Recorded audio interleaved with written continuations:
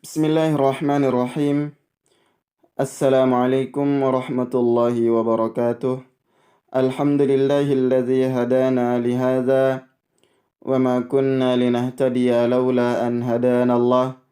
Asyhadu an la ilaha illallah wahdahu la syarikalah wa asyhadu anna Muhammadan abduhu wa rasuluhu wa sallama tasliman katsira. Amma ba'du. طيب أيها الأبناء، كيف حالكم؟ لعلكم على صحة وعافية وعلى عنايته ورضاه. Insyaallah kita melanjutkan pembelajaran bab kedua, yaitu tentang ilmu Allah Subhanahu wa taala sangatlah luas sehingga kita tidak dapat menjangkaunya. Allah Subhanahu wa taala berfirman dalam kitabnya, "Qul law kana al-bahru midadan li kalimati rabbi lanafida al-bahru qabla an tanfada kalimatu rabbi walau ji'na bimithlihi madada." Katakanlah wahai Muhammad, seandainya lautan menjadi tinta untuk menulis kalimat-kalimat Rabbku, kalimat-kalimat Tuhanku, maka pasti habislah lautan tersebut sebelum selesai penulisan kalimat-kalimat Tuhanku. Ini menunjukkan betapa luasnya ilmu Allah Subhanahu wa taala, betapa ilmu itu bermacam-macam sehingga kita tidak dapat menuntutnya, mengetahuinya secara keseluruhan. Di antara macam-macam ilmu ada ilmu agama, aqidah, fiqih, hadis, sirah, dan lain-lainnya. Ada juga ilmu bahasa, bahasa Arab, Indonesia, Inggris, Jerman, Jepang, Jawa, Sunda, dan yang semisalnya. Ada juga ilmu sains dan juga sosial. Ilmu Allah itu sangat luas. Allah Subhanahu wa taala mengajarkan kepada Nabi Adam tentang semua nama-nama benda di langit dan di bumi. Wa 'allama Adam al-asma'a kullaha thumma 'aradahum 'ala al-mala'ikati faqala anbi'uni bi asma' ha'ula'i in kuntum shadiqin.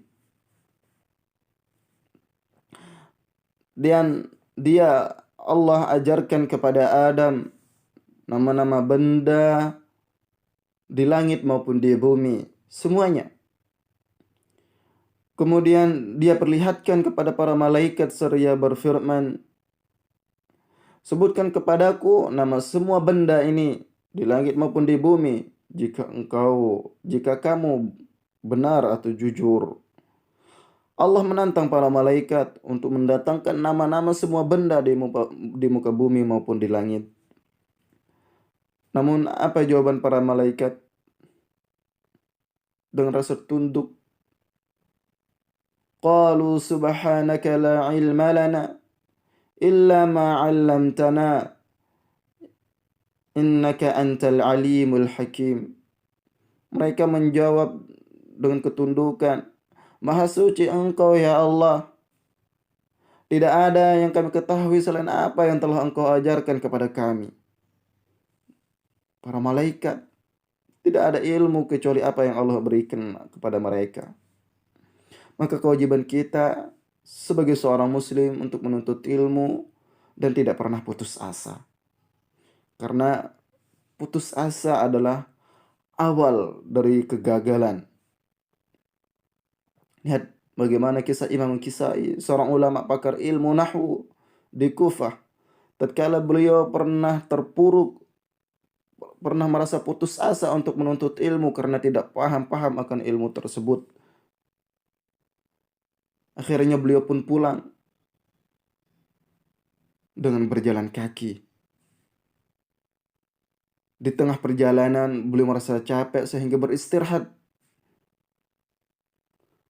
Di tengah peristirahatan beliau melihat seekor semut yang membawa makanan naik ke atas pohon, jatuh, diambil lagi makanan tersebut, naik lagi ke atas lebih tinggi daripada sebelumnya, jatuh, diambil lagi, kembali naik lagi, lebih tinggi lagi dari sebelumnya, jatuh lagi. Sehingga pada akhirnya semut tersebut sampai ke sarangnya, alias berhasil membawa makanan tersebut ke dalam sarangnya. Dari situ Al-Imam Al-Kisai mengambil ibrah pelajaran bahwa menuntut ilmu butuh proses, walaupun gagal, gagal, dan gagal, namun insya Allah di kegagalan tersebut, pada kesusahan tersebut Allah akan berikan kemudahan, Allah berikan keberhasilan. Inna ma'al usri yusra, di mana bersamanya kesulitan di situ akan adanya kemudahan. Itu janji Allah Subhanahu wa taala. Maka jangan pernah putus asa karena Allah Subhanahu wa taala melarang hal tersebut. Allah firmankan wala tayasu min rahillah. Janganlah kalian pernah putus asa dari rahmat Allah Subhanahu wa taala. Ini lihat seorang imam besar. Sekarang beliau sebagai imam. Pada zaman beliau sebagai imam pada ilmu nahwu, bahkan sebagai rujukan pada para pakar-pakar ilmu nahwu. Pelajaran yang penting dari kisah ini anak-anakku semua, di antaranya semua ilmu berasal dari Allah Subhanahu wa taala. Seorang akan mendapatkan ilmu tentu dengan izin Allah Subhanahu wa taala. Oleh karenanya, perbanyaklah berdoa. Jangan pernah bosan-bosan untuk berdoa. Berikutnya, ilmu adalah rizki dari Allah Subhanahu wa taala. Betul, rizki.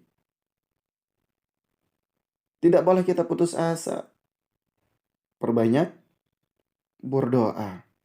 Berikutnya, tidak boleh sombong dengan ilmu yang kita miliki. Karena ilmu yang kita miliki adalah sangat sedikit daripada ilmu Allah Subhanahu wa taala yang begitu luas. Wa ma utitum minal ilmi illa qalila. Tidaklah aku berikan kalian ilmu itu kecuali hanya sedikit. Berikutnya, ilmu adalah pemberian Allah. Oleh karenanya jangan sombong. Ilmu itu pemberian Allah. Allah dapat mencabutnya dari kita kapanpun yang Allah kehendaki. Jangan sombong kita. Ya. Baik, anak-anak semua, berikutnya kita ada latihan, yaitu tugas dan latihan 1 pada bab kedua ini. Soalnya di situ apa ilmu yang wajib dipelajari dan apa saja yang sudah kamu pelajari dan yang semisalnya dan selanjutnya ya. Nanti dapat dibaca dan dikerjakan sesuai dengan tugas yang ada. Yang sudah ada modul boleh langsung dikerjakan di modulnya dan dapat dipoto dan dikirimkan ke Ustadz ya. Selamat belajar dan mengerjakan tugas. Semoga Allah Subhanahu wa taala mudahkan dan Allah berikan kita ilmu yang bermanfaat dan jauhkan dari ilmu yang tidak bermanfaat. Ana ucapkan jazakumullahu khairan ala ihtimamikum wastima'ikum wa hadanallahu wa iyana. Wassalamualaikum warahmatullahi wabarakatuh.